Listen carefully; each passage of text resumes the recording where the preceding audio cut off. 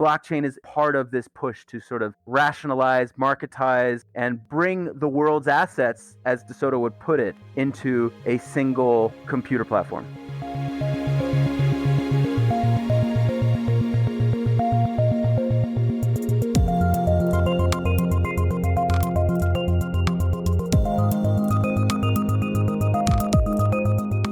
Hello and welcome to Tech Won't Save Us. I'm your host, Paris Marx, and this week my guest is Olivier Jutel. Olivier is a lecturer at the University of Otago, and his research recently has been focusing on blockchain projects and the narratives around them that have been deployed in the Pacific, usually on Pacific Island states, that have been promoted as a means of providing aid or some form of humanitarian effort to these countries. And if you've been paying any attention to blockchain and crypto discourses, in the recent months and years, you'll probably notice that there's been more and more focus on kind of humanitarian and human rights implementations of these technologies to try to give them a different kind of image as they have started to receive more criticism and more open criticism of the kind of things that they are actually doing and enabling, like money laundering, environmental harm, things like that. And kind of unsurprisingly, what Olivier finds in his research is that rather than promoting really positive things in these societies where these kind of ostensibly human rights oriented implementations of blockchain are being made, rather they are reinforcing existing power structures, whether that is of capitalist dynamics and, wealthy kind of capitalist power players, or existing kind of state power in the sense of the imperial pressures that have long been placed on the Pacific and parts of the global South by countries like the United States. So I think this is an important conversation and an important kind of corrective to some of these narratives that we have been hearing recently. And if you haven't encountered them, I'm sure that you will hear them soon. I'll note that Olivier mentions a lot of names of different people who you might not be familiar with. And he usually gives a bit of information on who those people are. But what I'll try to do in the show notes is to list some of those people and to provide links where you can find more information about them if you are interested in doing so. And before we get into this week's episode, I also have something else to announce or to let you know about. And that is that Verso Books released its spring catalog on Wednesday. And so I can officially say that my first book will be coming out through Verso in July of 2022.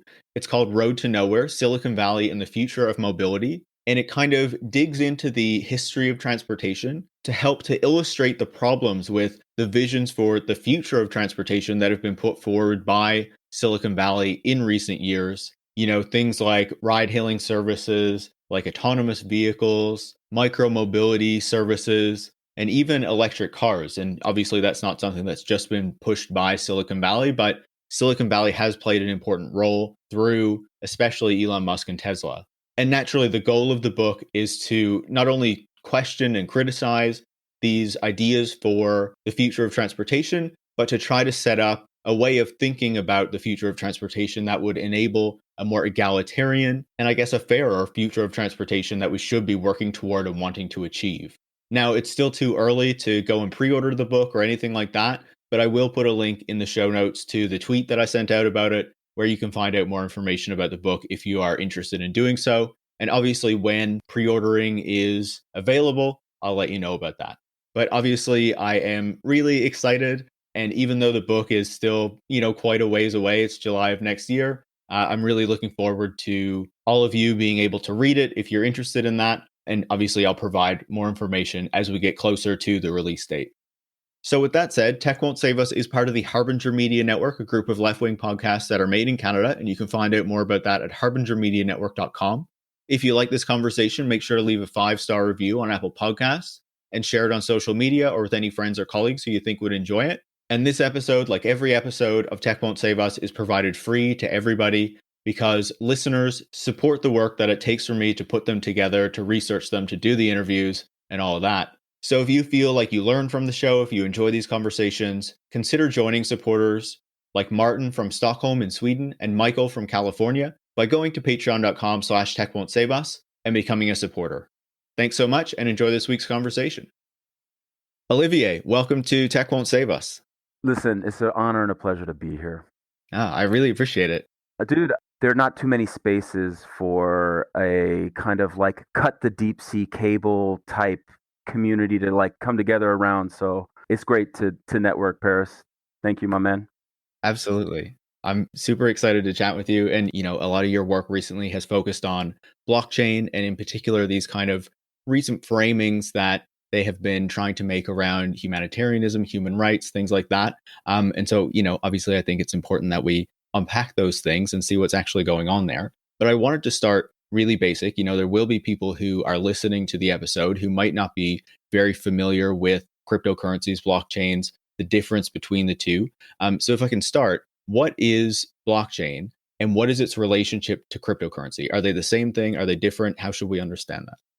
So I really think that the fantasy of Bitcoin proof of work blockchains are so fundamental to understanding everything that comes after that. When we start talking about blockchain humanitarian projects, blockchain governance projects, it all starts with the sort of like, the hard kernel here of the Bitcoin blockchain and what it does. We can argue about how well it does it, but it essentially offers the ability to track and trace every transaction and distribute that information across an entire network of people participating in the Bitcoin economy. And the people that are distributing and verifying that information, Bitcoin miners, are economically incentivized to sort of, they're playing a bit of a sort of lottery. They're not really like doing math, but they'll tell you that it's like doing math. But they're doing a lottery that essentially encrypts and strengthens that sort of distribution of information, and it's exponentially more difficult to run that encryption. That's why we see these servers in Alaska, and graphics cards are so scarce because that's the sort of like mining process. And it's very interesting. The sort of the metaphors of Bitcoin and blockchain are very sort of like frontier libertarian gold bug stuff. And economically, it is a sort of libertarian cypherpunk sort of space. Like that's the animating ideology. That's why it was so essential to things like Silk Road and the dark web and, all manner of money laundering and scumbaggery under the sun. And for a time, I was like, is Bitcoin and crypto, is that like the new BCCI? Is this like the new dark money sort of like spooky nexus of like finance and intelligence? Maybe, I don't know. But look, the idea then that this system could then be extracted into every other domain of human governance is completely insane. I mean, one, it has the fantasy that this sort of very positivist notion that every transaction of discrete coins could somehow represent what life looks like. And so what is it trying to do? It would make life like a set of sort of nano transactions and, again, complete libertarian anarcho-capitalist type imagining of our social world. And it's this sort of like inexhaustible sort of metaphor because they think that this process of distributing and decentralizing data is sort of like the core good and the core promise of what the internet could and should be. That's why people say that blockchain is going to be Web 3.0. Basically, every individual will become like a Bitcoin wallet, right? That will be your identity. You'll be a Deleuzian individual, and you will have complete, what they like to say, disintermediation from the state and from any other sort of governing structure.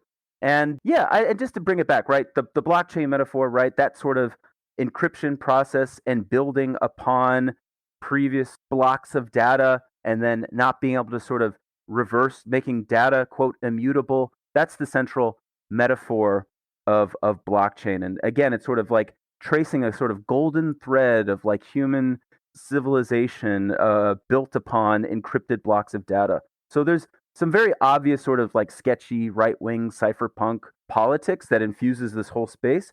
And as I hope to sort of demonstrate, you can't really separate the sort of high-minded humanitarian solutionist blockchainers from this undergirding crypto economy. It's just baked in.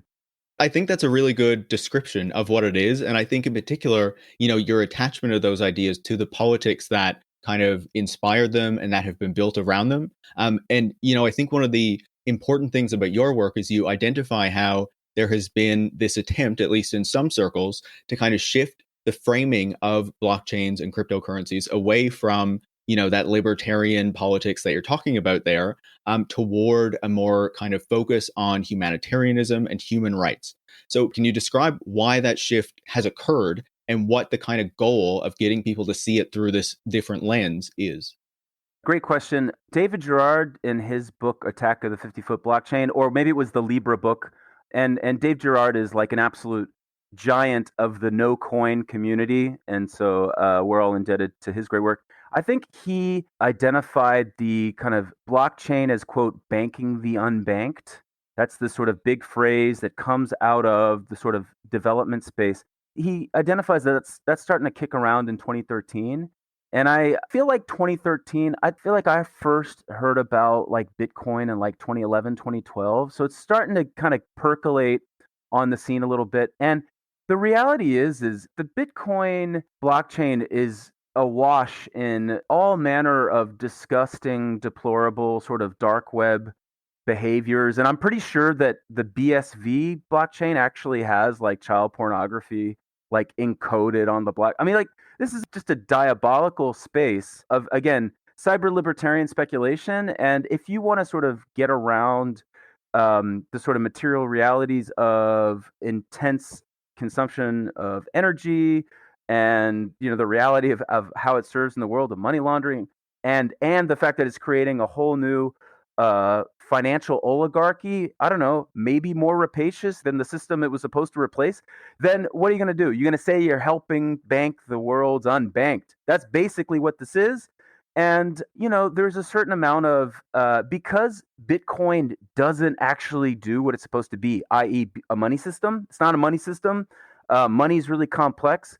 And these, again, cypherpunk enthusiasts don't really have the sort of chops for like thinking about history, economy, the humanities, all these things that, again, it's a very sort of positivist data reduction view of the world.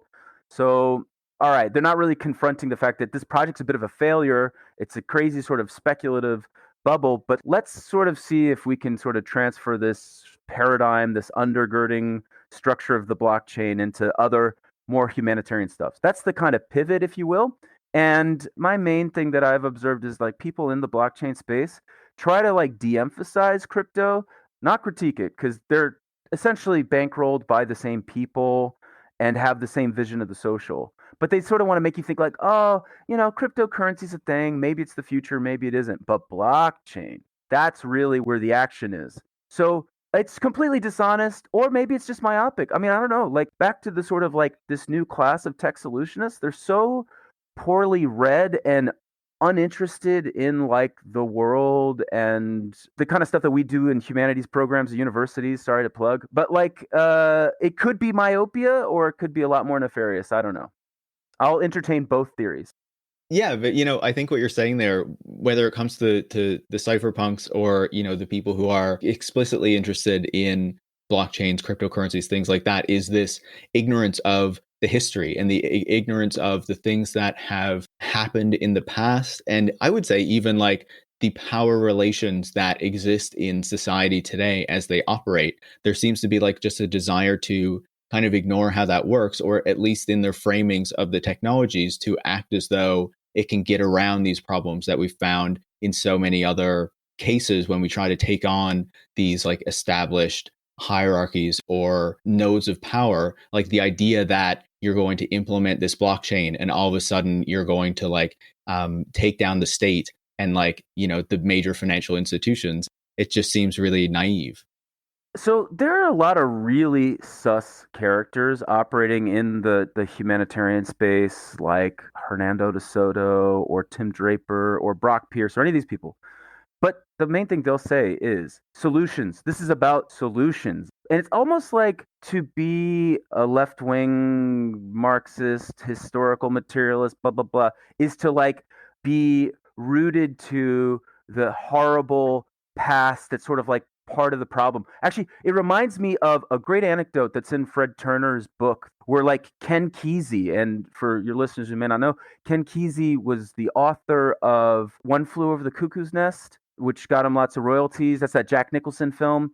And he spent the 60s just like doing acid tests, like driving around in that, it's like the Muppets bus, the Electric Mayhem, but they were like doing LSD all over the place. And Ken Kesey's like at Berkeley, and there's like an anti-war protest, and they're left wingers, they're anti-war, they're anti-imperialist, they're having all these sort of like political kind of ideologies to bear on this question. And Ken Kesey's like berating them for like, you're power freaks, you're structure freaks, you're of the past. So this kind of like hostility to, an ideological, politically informed notion of what the problems are, therefore what the solutions might be, is anathema to the whole sort of like tech counterculture. And that's in Fred Turner's book, that these kinds of unplugging, go off the grid, do LSD, experiment with technology, that sort of informs again, just sort of ignorance to all this stuff. And then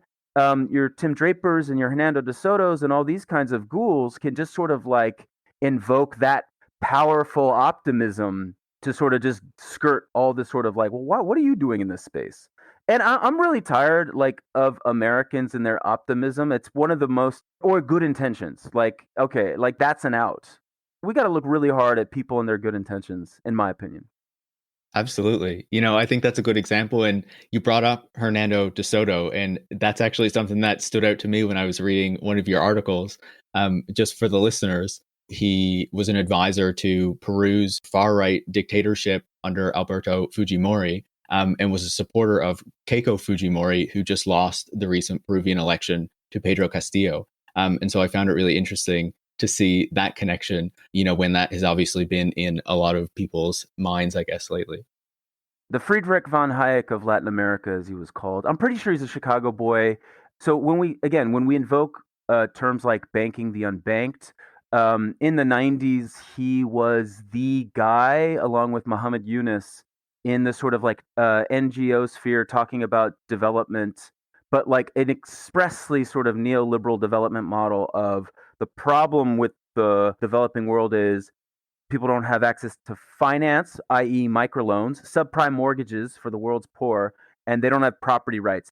It's just terra nullius, basically. Bring everything in the world into the kind of governance structure of the market. And that's where Hernando de Soto's interests in blockchain lie. I kind of described, what would the Bitcoinification of all social life look like? Well, it's as Hernando de Soto, who penned an op-ed with Phil Gramm. I don't know if you remember Phil Gramm. He's the U.S. senator who repealed or led the repeal of Glass-Steagall.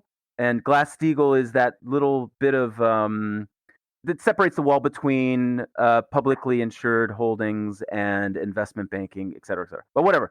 Again, neoliberal ghouls, and they penned a op-ed together in the Wall Street Journal, how blockchain can end global poverty. And it was, again, like, we have satellite technology that will register every square inch of the world, and then we can put it on the blockchain, and then everything will be tradable, and we can beat back the Marxist equalization of poverty, I think was his final rhetorical flourish. And this is a guy that is in important institutional settings, in sort of humanitarian projects and work. And there's more stuff I could go on about him and Richard Branson and blah, blah. But again, you don't have to, once you get past the cheerful optimism, this is what's kicking around. And any sort of aid organization, or if you want to be taken seriously, by saying this technology offers something, I don't know, different. I mean, I'm not a complete technophobe. Then you have to confront all this. And I don't mean explicitly Hernando de Soto, but like that link between what Bitcoin imagines of the social world and how this, by welding on a little bit of a humanitarian face, you're just, getting us closer towards that pretty bleak vision. Yeah, I think that De Soto provides a pretty good, example of how this kind of push for like a blockchain humanitarianism or aid programs seems to be an extension of this larger kind of neoliberal project. And you brought up the connections to these aid organizations. Obviously, DeSoto's involved with them, but there's been growing connections between blockchain enthusiasts and these various aid organizations as well. So how has that affected the work of those organizations? Oh man, thinking about imperial power today and how it reverberates in and through, relations between states, relations between foreign capital, domestic capital, but also like the development sector, the NGO sector, what Michael Hardt and Tony Negri called in their book the ethical agents of empire. And listen, that's where we're at. It's a very kind of sticky wicket, to use a New Zealand phrase. Like that's why it's hard to sort of like denounce what is sort of like an imperial or extractive sort of power when you're in the NGO space, because you're connected to this broader sort of force of empire. There are tech firms making deals with developing world governments in the Pacific. There are NGOs that are sort of trotting this out. There is the U.S. State Department that is hosting, big sort of conferences, bringing together civil society people in the developing world, NGOs, certain business concerns, and it's very hard to unpack. But there's some key players that cut across a lot of these projects. Um, just to bring it back to Hernando de Soto, he's a board member of the Global Blockchain Business Council, and they're well represented in a prominent Oxfam project in Vanuatu, which put a pin on that. Come back to that one. But also they were participating in a U.S. State Department blockchain tech camp in Fiji at the University of the South Pacific, my former university, back in 2018.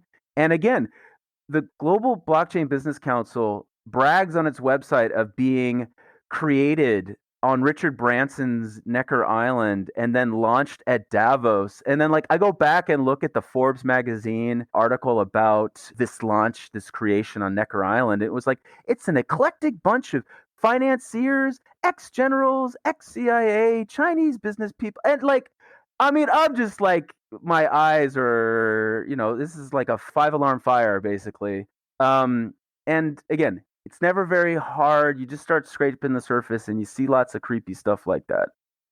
I want to get to the specific projects, but before we talk about those, like when I was reading how you described what these aid organizations, like Oxfam were doing, I was thinking of some previous interviews I did with Shannon Mattern and Dan Green, where they were discussing how, the power of tech paired with the kind of austerity of the neoliberal period produced an environment where city governments, but also public institutions like libraries and schools were transformed because they needed to change their practices to conform to what tech capital wanted so that they could get money from them and attract them, like in the case of cities, to attract them to their city, but in the case of libraries and schools to get the donations, like the philanthropy, et cetera, et cetera.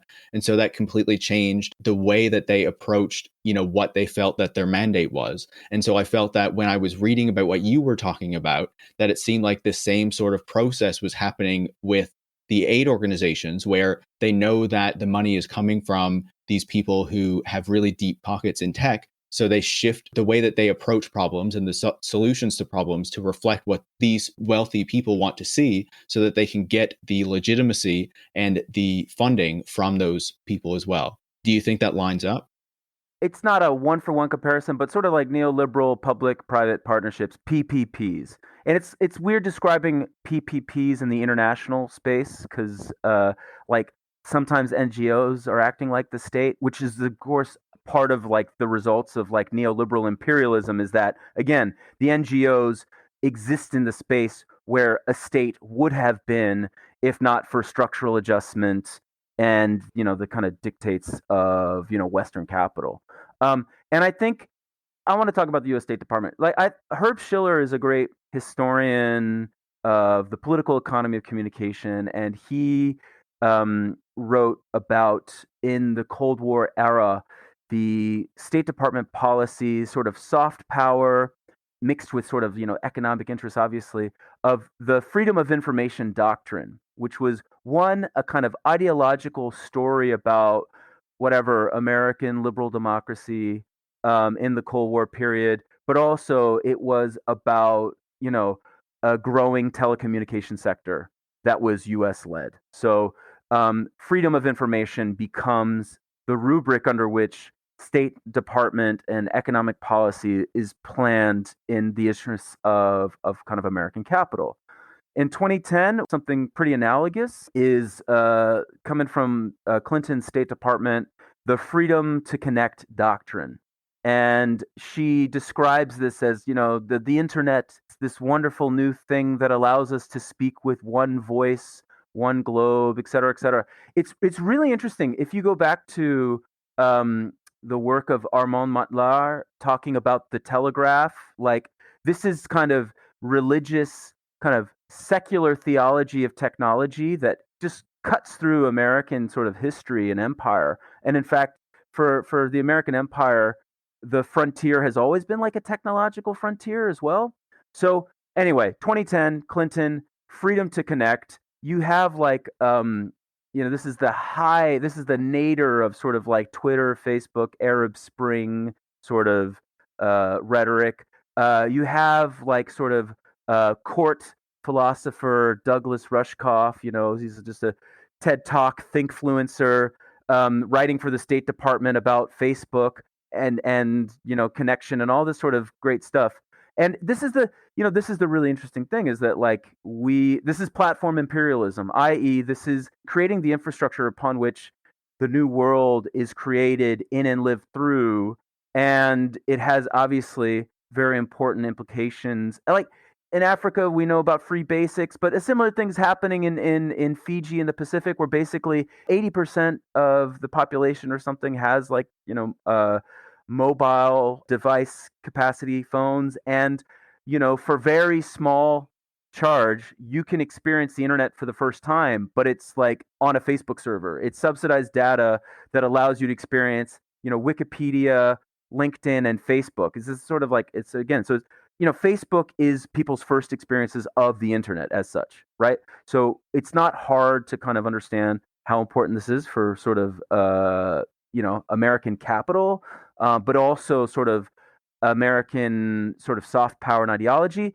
And this then kind of informs in the NGO space a kind of solutionist mantra, like so solutionism, that sort of happy-go-lucky, cheerful optimism of what if we just solved problems? What if we could just use technology to solve problems? So part of Clinton's rollout of Freedom to Connect was this other project that the State Department hosts at various embassies and countries around the world called Tech Camp. And Tech Camp is a kind of bringing together of sort of like hackathons, workshops, civil society leaders to, the quote is something like, to solve the world's pressing challenges through technology, right? And so what you're doing there is you are inculcating like Silicon Valley style ethos and hackathons, and Lilli Irani and Mirka Madnow have talked about this. It's an entry point for the development sector to come be part of the solutionist class, to groom civil society types that are going to be kind of attached to your project, that kind of give you sort of legitimacy and clout. And I've struggled to try to find a way to write about this, but like there is an incredible sort of spectacle of technology that has a tremendous sort of hold of people that want their societies to progress, to technologically leapfrog. I've seen this in my own sort of experience teaching at the University of the South Pacific, and you have sort of American consultants coming in telling you about online education, and we've got to become an online university, and you can just fire staff and run MOOCs, and they just come in, they leave the country with suitcases full of money, and all you've got is a bunch of 60-year-old sort of senior administrators of the university in a developing world country where they don't understand that the ICT infrastructure is from the 1990s on the brink of collapse, but they'll tell you, oh, you know what these consultants told us? They told us we're the digital natives. It's just so many levels of obscuring where power, capital, and imperial relations intersect. But again, it sort of seeds the sort of social space with all that sort of really cheap and vulgar optimism. It's a real bummer, man. I wanted to start to shift us toward some of these actual projects that are going on in the Pacific. But to set that up, you talked about how the Pacific in particular is of interest to, these blockchain enthusiasts, but other folks who have these kind of techno solutionist ideas. So why does the Pacific, in their minds, hold this promise? Well, I got to shout out here the late, great Pacific Studies scholar Teresia Teaiwa, who has got a Routledge collection, Anglo-American Imperialism and the Pacific. And the Pacific is the fantasy of mobility and kind of dreamy island escape is one that is it's a kind of naval imperialism. It's also an imperialism of literally the tourism infrastructure of the Pacific was created by like Vietnam War era R&R. Like it's literally kind of connected to that sort of military history. It's also, very explicitly connected to, the Marshall Islands and Bikini Atoll and technological experimentation, which is what blockchain is doing right now, currently in the Pacific. And I mean, much as the nuclear bomb blast was the technological experimentation that allowed America to dominate in the field of whether it's electronics or military infrastructure, whatever it is. And then there's this weird psycho sublimation, right? We've all seen Dr. Strangelove. These generals want the end of the world. They also horny as hell, and it's explicitly in the sort of way we talk about bombshell babes and bikinis. Like I know that's like too on the nose and Freudian, but my God, it's there. There is something about that, plus a sort of Robinson Crusoe desire to be, a kind of libertarian that lands on an island and just sort of like weaves a blockchain out of like coconut fibers or something. Like there is a notion that it's empty space, right? That it's a frontier. And like Peter Thiel, very explicit about this. In his 10 Theses on Why I'm a Libertarian for the Cato Institute, he's basically saying, until we get to outer space, the Pacific beckons. We'll have free floating islands, and this is a project he's working on with Milton Friedman's grandson, for God's sake. And then I really caught on to this when Brock Pierce, who is an absolutely sus character, he's linked to whether it's Bannon, David Geffen, Epstein. I mean, it's diabolical. He's also responsible for $60 billion worth of toxic assets in the sort of crypto ecosystem that should bring the whole thing down. We'll see. But in 2017, he went to Puerto Rico after Hurricane Maria and was like, hey, let's do some crypto disaster capitalism. That's not how he described it. He described it as like a Burning Man. We're going to decolonize money. We're going to decolonize citizenship. I mean, it was really monstrous. And so I really sort of piqued my interest here. And then shortly after, we're seeing very similar projects and sort of entry into the Pacific space in that sort of time period, 2017, 2018. Vanuatu figures very early in the piece, and this is interesting because Vanuatu later goes on to be one of the emblems of the great successes of humanitarian blockchain. But in 2017, I mean, Vanuatu is a tax haven that is perfect for this libertarian fantasy because it's sort of like Western financial escapism while you sit on the island enjoying life. There's no taxes. You can buy citizenship. And this incredibly sus dude named Jeffrey Bond, who was mobbed up in Bangkok, it looks like, and was connected to Sebastian Greenwood, who is one of the founders of OneCoin, which is like $1 billion crypto style Ponzi scheme. Anyway, this guy is actually licensed by the Vanuatu government to sell passports, and he was selling them for Bitcoins. He was selling passports for Bitcoins. And because this is part of the sort of whole thing is like in anything in tech, you just want to get headlines in Wired magazine. It doesn't matter if your tech can do the thing. But he was getting the sort of the good press in Wired. And then, crypto people, much like they are now salivating about El Salvador, were like, Vanuatu, they look like they like a progressive, technological, advanced, whatever. And then lots of crypto scams were running out of Vanuatu. This one, Bankera, this was like forgive me, I think it was a Lithuanian bank or Latvian. I get those two confused. Or it's not a bank, but it pretended to be a bank. and they got a bank registration in Vanuatu. It was a $150 million pump and dump. And it got so bad that the government, the Reserve Bank of Vanuatu, actually issued a crypto prohibition on the island, which is like, I applaud. And then some very intense lobbying happened with the government of Malta, which is another sort of island tax haven nation, sort of was like, and somehow they cleared the runway for Oxfam. I don't understand the exact choreography of how this all worked out. But yeah, so a lot of sus stuff, a lot of sort of libertarian fantasies of like, what if you could just kick back, watch your crypto portfolio accrue value, and live in this sort of, island paradise. Absolutely. And, Vanuatu is the first kind of project that I wanted to ask you about. So, what was this project? What was Oxfam promising? And how did this actually work out in practice? I got to start by first saying that, like, Oxfam, their reporting, their kind of self-reporting is really good and laudable, and it helps me in my job of ruthlessly criticizing them. So shout out to them for that.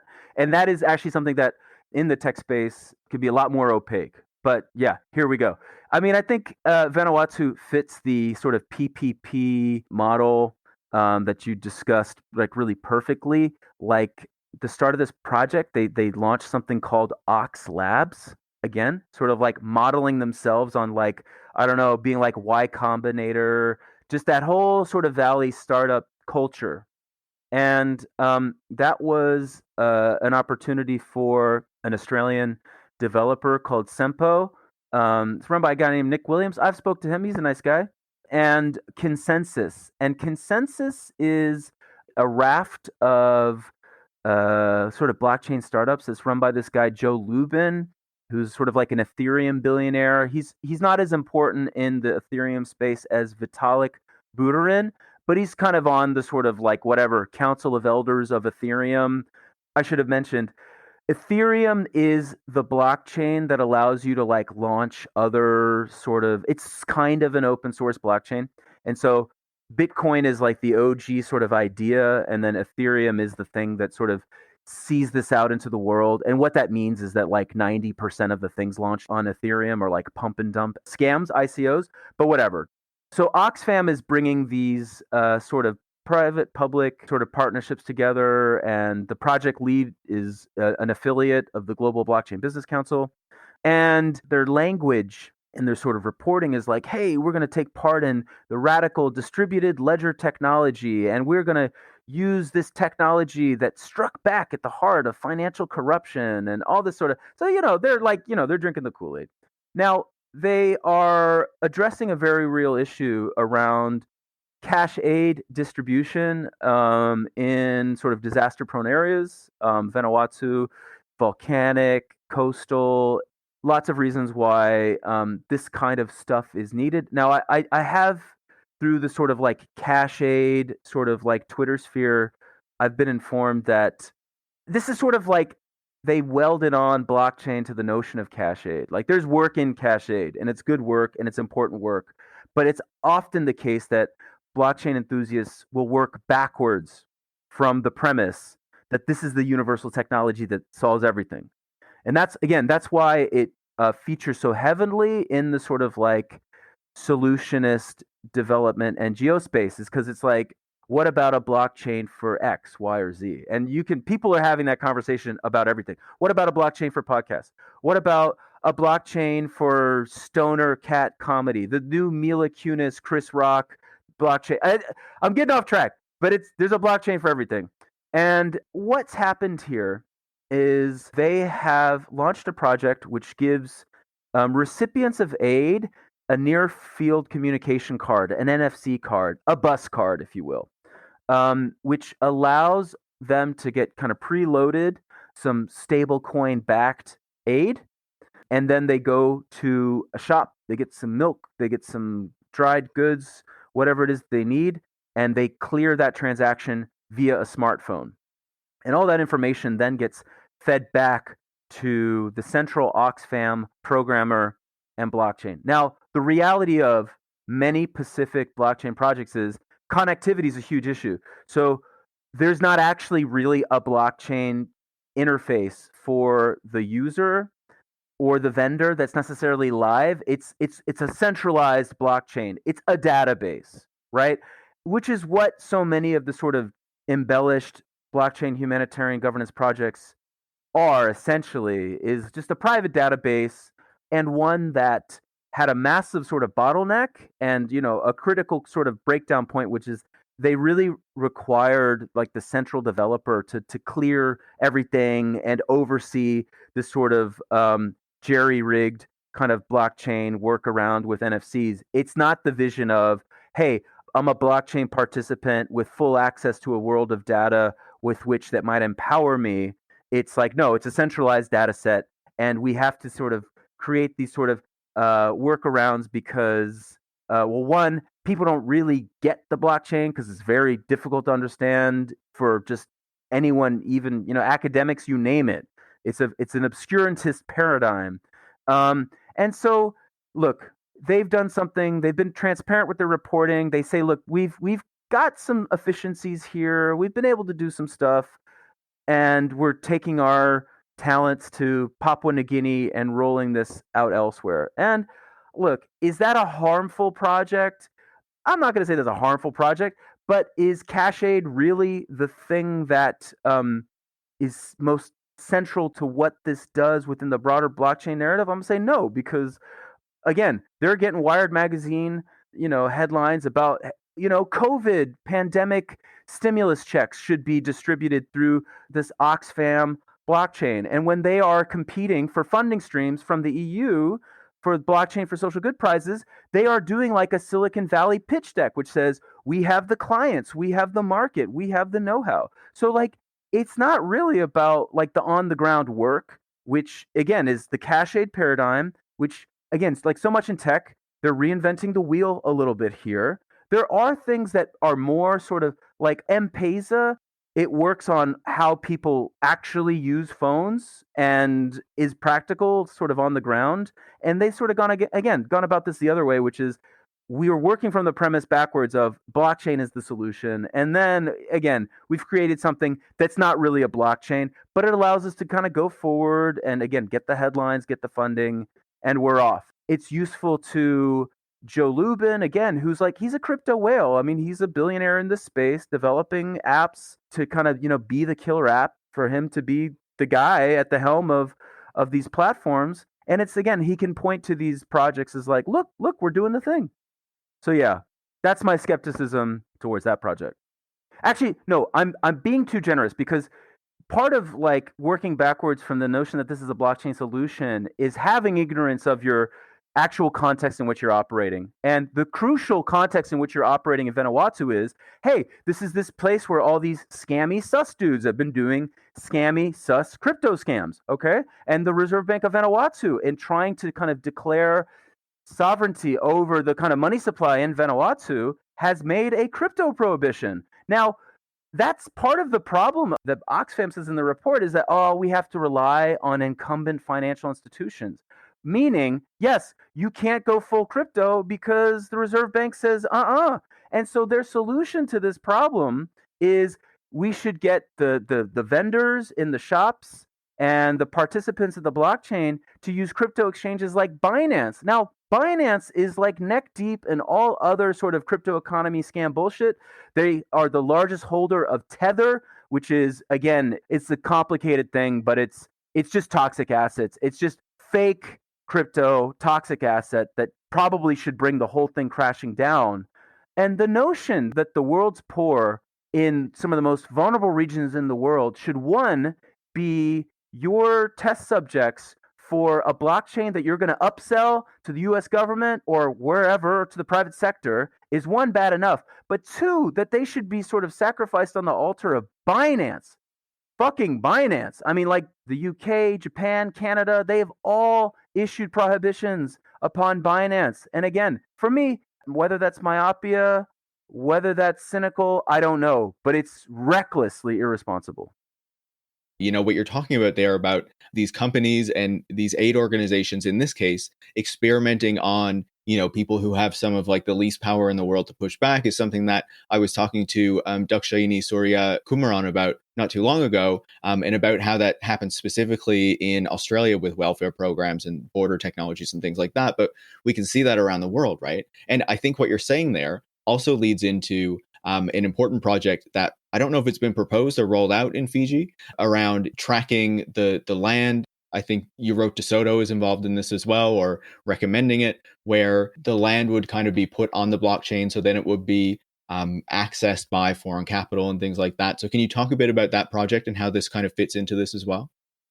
Yeah, so there is a land registry project happening in Fiji being pushed by the Asian Development Bank.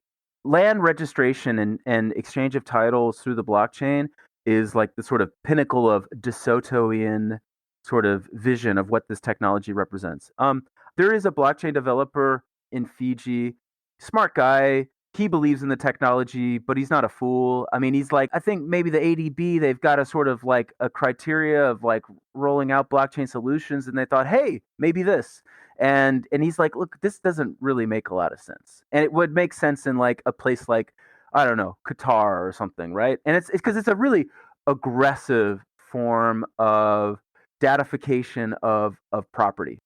Why this is significant is that 90% of lands in Fiji are held in tribal trust and are administered by a government agency called the Itoke Land Trust Board. And the reason why land is held in kind of common title is that there was an attempt by the British, there always is, for like a land commission, right? To sort of like survey and appraise the land. And the locals weren't having that. They understood very explicitly that sort of like technological abstraction and appraisal in that way was like part of how the land would be like taken from them. And so yeah, that's a very proud legacy. Land is an issue in Fiji. There's no question about that. And rural poverty is a massive issue. But again, because we are operating in a sort of like post 1980 neoliberal structural adjustment development paradigm, the state can't raise capital. The state's been hollowed out of a lot of its sort of like talent. That's a whole other history about civil conflict in Fiji. Suffice to say, in 1987, in Fiji, they had a Prague Spring. The equivalent of 68 Prague Spring happened in 1987 with a labor government, which was a multi-ethnic alliance, which was a first in Fiji's history. And the military was encouraged. And the U.S. State Department was playing a role saying, yeah, I think they've got Libyan advisors in Fiji. So the same old sort of history, et cetera, et cetera. Now, so there are issues in Fiji around land. It is complicated. But the reality is, this is this collective resource that indigenous Fijians have. And there has been a push by the current government to sort of like rationalize this resource under the rubric of the market and to kind of make leases more efficient. And so blockchain has been, now it's not been front and center of their efforts. And there is massive, well, like 9 opposition MPs have been arrested in the last few weeks, currently around the government's attempts to reform the streamlining of leases of indigenous land. And yes, so Asia Development Bank has been working with the Tokay Land Trust Board to do all that. And they've described this would, again, appraise every sort of asset and connect every sort of landholder to a process by which they would vote on tenders. And it's what's interesting about this is that it's a private database, it's a permissioned blockchain, which would build as its 3 core constituents the government ministry, the landholders, and private investors, foreign investors, insurance companies, and the like.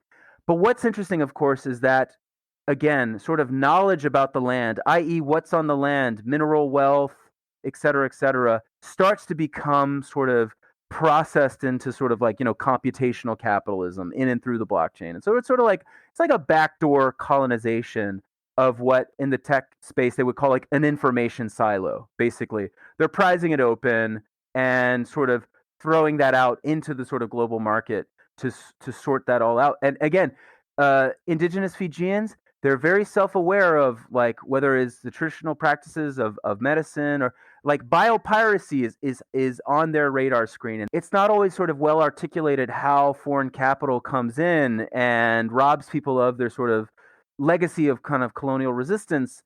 But there is a sense of that, right? And I think that again, we've seen the latent sort of political unrest that's been happening.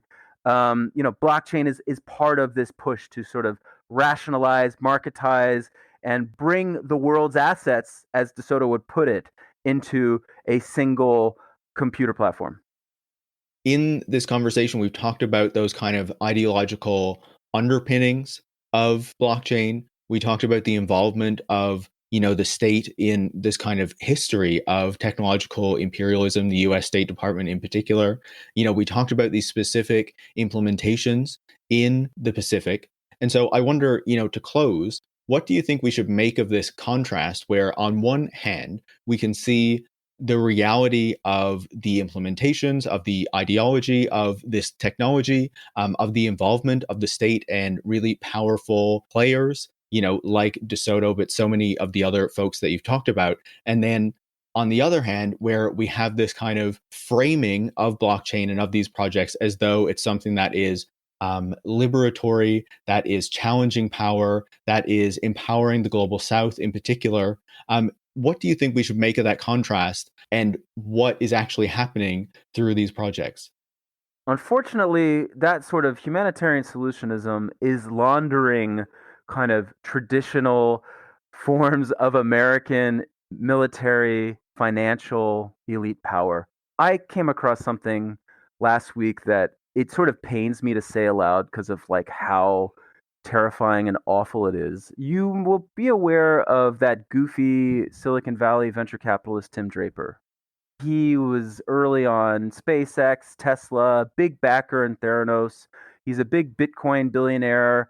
And he's just like he's a goofy energy kind of entrepreneurial evangelist guy. He runs Draper University where they do a pledge, every morning that I will be entrepreneurial and pursue the path of freedom and all this kind of it's really culty weird stuff. Tim Draper was involved in a blockchain project where he got an MOU with the government of Papua New Guinea to administer an entire region of the country on the blockchain. It would be a tax-free economic zone, and a Draper University alum, Shane Nanai, was his sort of like front man for this company. And it was really jarring. There's these images of Draper launching outside of Draper U in San Mateo. We are developing a governance project based on blockchain and the Bitcoin that will be the model for all future governments for the next 50 years. Really dark project and techno speculative land grab. And there are lots of Draper alum in the sort of like humanitarian space. Now, Tim Draper, it gives me no pleasure to say what I'm about to say.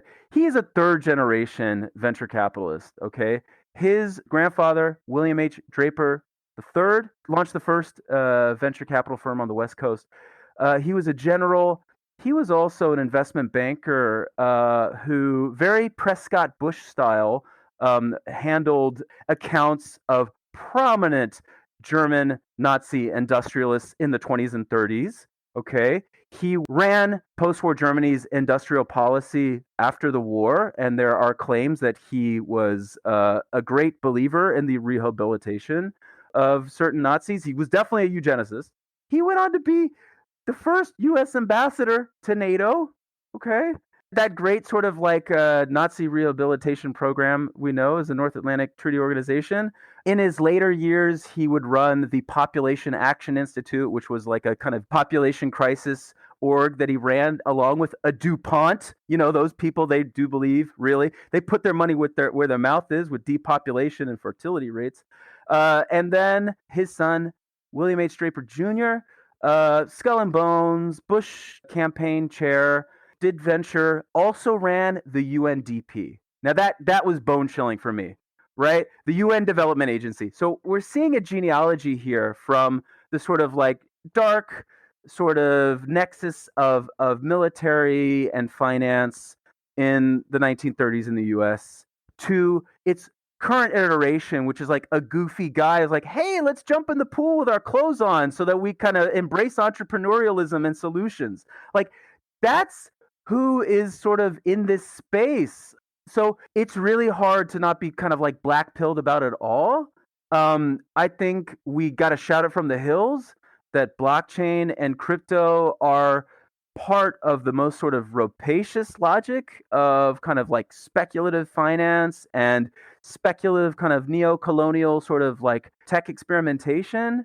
And it's hard to say let's get back to basics in aid when, again, post 1980s sort of like Washington consensus notion of like, yeah, there's nothing. You saw this in Facebook's launch of Libra, like the notion that the developing world state is just like a problem to be like worked around, like every developing world state is Zimbabwe or something.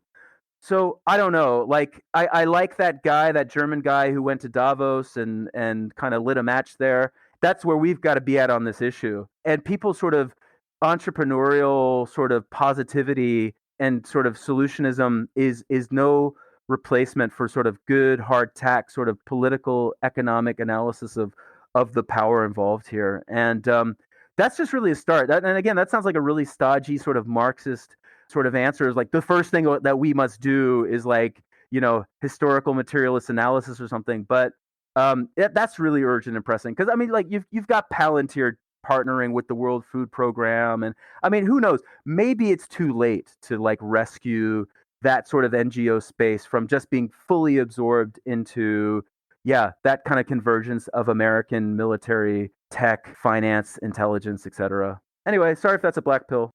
No, but I think it's important, right? Like, I love the going back and looking at the histories of these folks. Like, I love doing that with Thiel and with Musk and with Bezos and all them as well. And I think what you're describing is important, right? In the sense that there is this big push now, even bigger push than there was a few years ago, to make us believe that cryptocurrencies and blockchain are like the future and are key to all of these different modes of governance and organization and whatnot. And I completely agree with you that I think that needs to be challenged. And obviously that's why I'm having people like you on the show, so we can try to push back on that, at least in what little bit we can. But naturally, I really appreciate you taking the time and sharing these perspectives with us. So thanks so much. Thank you. It's my absolute pleasure. And I guess the one last point I'd say that is against the sort of like cheerful solutionist tech cosmopolitanism, there is an alternative merging, which is goddamn Peter Thiel's blood and soil tech nationalism. So we got to watch out for that one too. I'm somehow low-key worried that Lina Khan and her fantastic appointment could somehow be channeled into this kind of rubric as well. That's so weird, because there is like a really juvenile, imbecilic internationalism in sort of tech solutionism, and the swing back is sort of like Peter Thiel, sort of like, to this point Silicon Valley have only brought you mere trinkets. I stand for Western civilization and what. So we cannot revert to any style of chauvinism. Yeah, listen, thank you for the soapbox, Paris. I really appreciate it, and it's been great to chat. Olivier Jutel is a lecturer at the University of Otago in New Zealand, and you can find a link to his recent article on blockchain imperialism in the Pacific in the show notes. You can follow Olivier on Twitter at @ojutel. You can follow me and at Paris Marx, and you can follow the show at @Tech Won't Save Us.